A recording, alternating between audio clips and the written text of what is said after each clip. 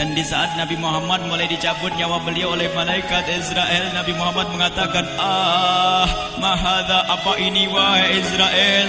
Malaikat Israel kemudian menjawab, ya Rasulullah, itu adalah sakaratul maut.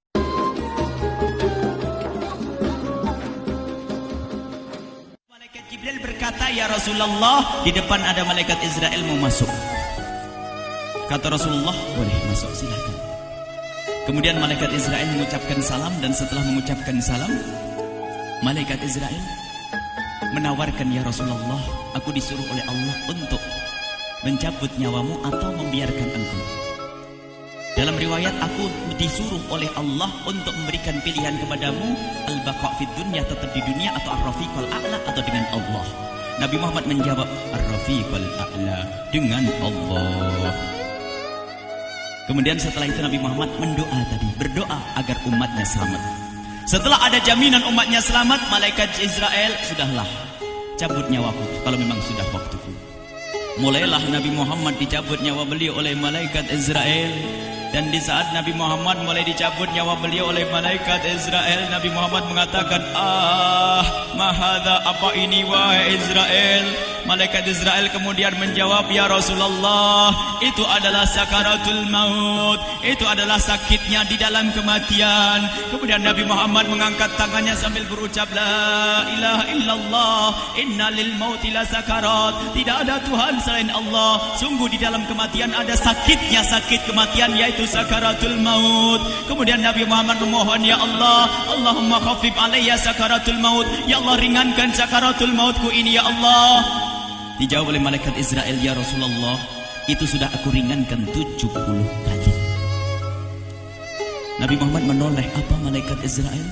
Sudah kau ringankan 70 kali keringanan? Iya ya Rasulullah, sungguh aku tidak pernah mencabut seorang hamba lebih lembut dari cara mencabut nyawamu. Ini sudah aku ringankan 70 kali. Setelah itu justru Nabi Muhammad menangis, Israel, 70 kali rasanya masih sakit. Iya ya Rasulullah, memang itu sakaratul maut. Lalu bagaimana engkau mencabut umatku, wahai Israel? Allah, yang diingat siapa? Umat.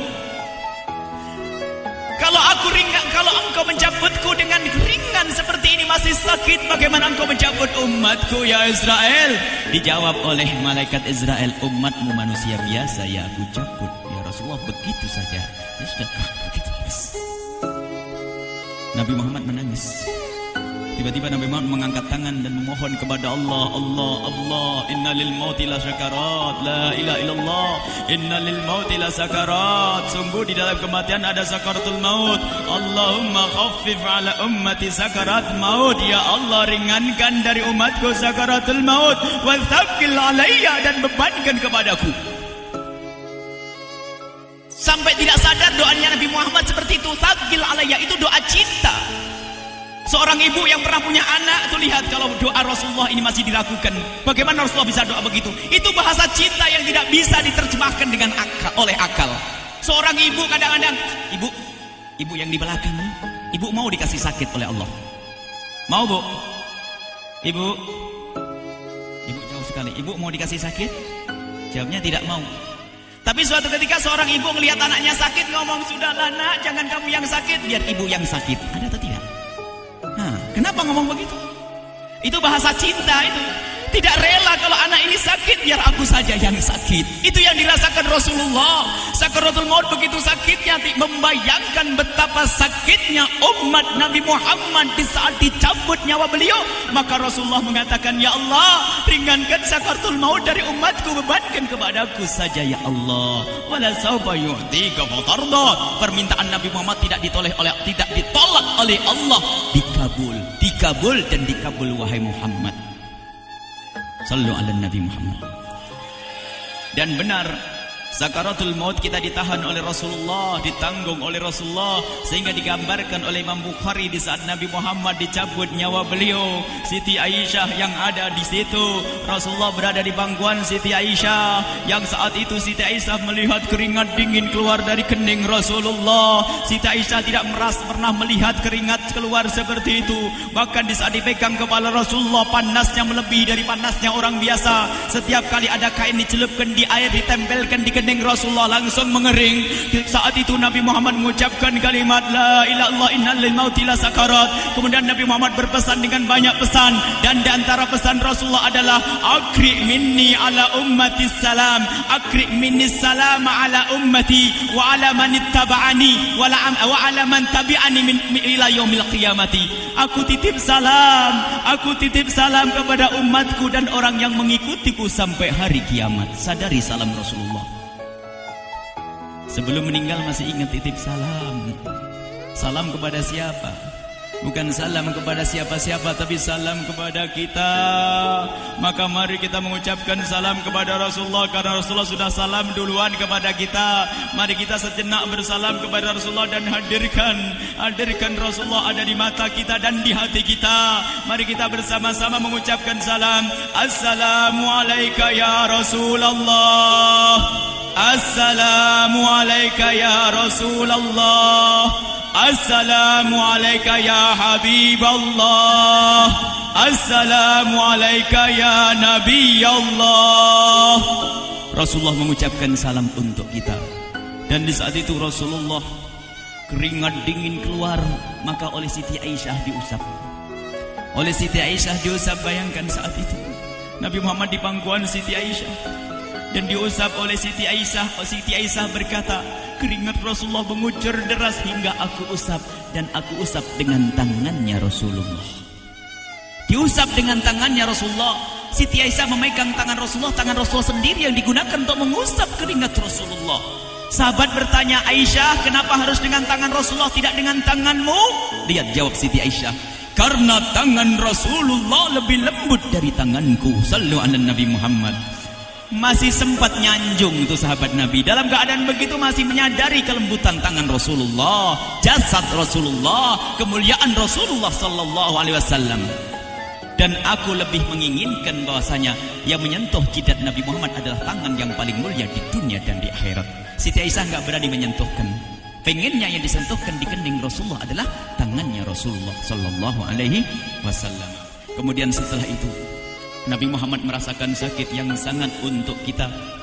Kemudian Nabi Muhammad mengangkat tangan tinggi-tinggi mengucapkan la ilaha illallah inna lil mauti lasakarat. Tiba-tiba tangan itu semakin turun dan ditangkap oleh Siti Aisyah. Dan di saat tangan itu jatuh di tangan Siti Aisyah, kemudian tiba-tiba paha Siti Aisyah merasakan berat kepala suci Rasulullah. Dan saat itu Siti Aisyah sadar bahwasanya Rasulullah sudah kembali kepada Allah Subhanahu wa taala. Sallu ala Nabi Muhammad. Siti Aisyah bingung di saat melihat seperti itu. Ditaruh pelan-pelan wajah Rasulullah. Sambil menangis lalu berkata, Rasulullah sudah meninggal. Para sahabat Nabi pada bingung. Sayyidina Ali tiba-tiba terduduk, nggak bisa berdiri. Sayyidina Utsman nggak bisa ngomong. Ada orang Sayyidina Zaid berkata, aku baru melihat Rasulullah. Setelah ini aku tidak mau melihat lagi selain Rasulullah. Ya Allah, butakan mataku. Aku tidak ingin aku kotori mataku dengan selain Rasulullah. Dan dibutakan oleh Allah. Bermacam-macam kejadian saat itu. Madinah heboh, luar biasa dengan meninggalnya Rasulullah sallallahu alaihi wasallam. Dan sungguh meninggalnya Nabi Muhammad adalah menghidupkan hati yang mati kalau orang faham. Tiba-tiba Sayyidina Abu Bakar datang. Setelah Sayyidina Umar mengatakan, siapa yang mengatakan Muhammad meninggal akan aku penggal lehernya. Jangan seperti orang-orang Nabi Muhammad sekarang lagi pergi seperti waktu Musa pergi kepada Tuhannya, kepada Allah, nanti akan kembali kepada kita. Muhammad belum meninggal. Ini adalah karena kecintaan Sayyidina Umar bin Khattab, tidak ingin Nabi Muhammad pergi. Tiba-tiba datang Sayyidina Abu Bakar As-Siddiq lalu masuk ke kamarnya Rasulullah, lalu masuk kepada Rasulullah, kemudian mengecup kening Rasulullah. Dan Sayyidina Abu Bakar berkata, ya Rasulullah, tibta hayyan wa mayyita. Ya Rasulullah, engkau tetap harum dalam keadaan hidup dan harum setelah meninggal dunia. Sallu ala Nabi Muhammad. Hingga sampai setelah hari besoknya meninggal Rasulullah, Senin sore, Selasa malam, Rabu dikubur Rasulullah sallallahu alaihi wasallam. Setelah dikubur, Sayyidat Fatimah bertanya kepada Sayyidina Abdullah ibn Abbas, Sayyidina Anas, wahai Anas, hai Anas, sambil menangis Sayyidat Fatimah Zahra, hai Anas, bagaimana engkau tega? Atabat anfusukum antahtu ra'sa Rasulillah. Apakah engkau rela menaburkan debu di atas kepala Rasulullah? Sayyidina Anas menangis kaget, ya wahai binta Rasulillah, kalau kami tidak dilupakan oleh Allah, niscaya tidak ada yang bisa mengubur Rasulullah. Jadi saat itu dilupakan oleh Allah, sehingga mereka tidak menyadari melakukan itu semua. Kalau mereka sadar, tidak akan bisa mengubur Rasulullah sallallahu alaihi wasallam. Ini yang diungkapkan oleh Sayyidina Anas, kalau seandainya kami tidak dilupakan oleh Allah, niscaya kami tidak akan mampu mengubur Rasulullah sallallahu alaihi wasallam.